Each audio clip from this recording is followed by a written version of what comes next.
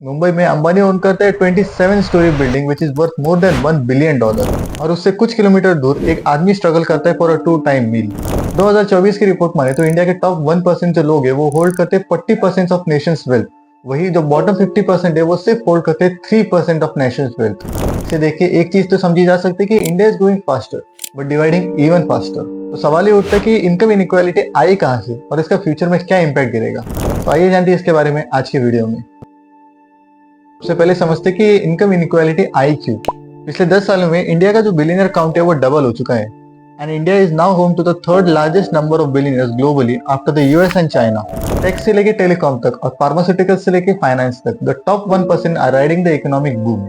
लेकिन कॉन्ट्रास्ट है कि आज के टाइम में इंडिया में बहुत सारे ऐसे लोग हैं जो 10,000 रुपीज पर मंथ से भी कम कमाते हैं और ऐसा बताया जाता है कि 60% जो वर्क फोर्स है वो इनफॉर्मल जॉब या फिर अनरेगुलेटेड जॉब्स के अंदर है।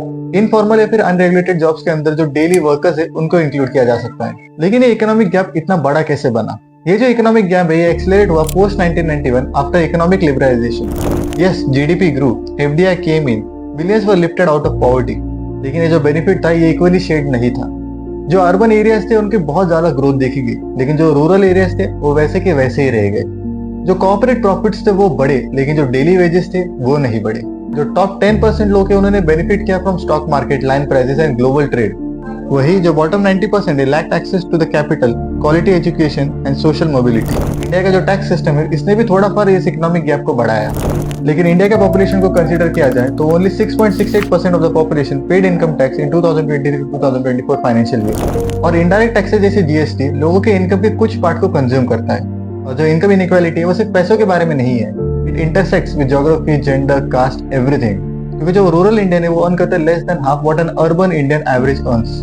और जो वुमन है वो अर्न करती है 30 to 40% less than a man for the same work. और जो कास्ट डिस्क्रिमिनेशन है वो हमें एजुकेशन, हायरिंग, पे इसमें भी देखने को मिलता है। अब जो income inequality it doesn't just hurt the poor, it hurts the economic growth of the country. क्योंकि इनकम इनइक्वालिटी की वजह से there is a chance of increase of crime. और जरा सोचिए इस बारे में, जो अमीर होता है वो प्राइवेट हॉस्पिटल को अफोर्ड कर सकता है और जो गरीब होता है वो गवर्नमेंट हॉस्पिटल के बाहर लाइन में खड़ा रहता है। अमीर बच्चे एलीट स्कूल में जाते हैं, वही एक गरीब बच्चा एक अंडर फंडेड गवर्नमेंट स्कूल में जाता है। तो इसका सोल्यूशन क्या है?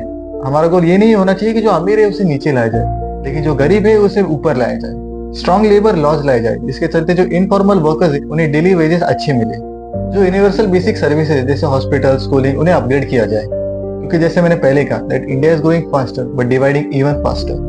अगर आपको ऐसे इन्फॉर्मेटिव और एजुकेशनल कंटेंट पसंद तो सब्सक्राइब कीजिए and don't forget to like, because ऐसे वीडियो बनाने में बहुत मेहनत लगती है।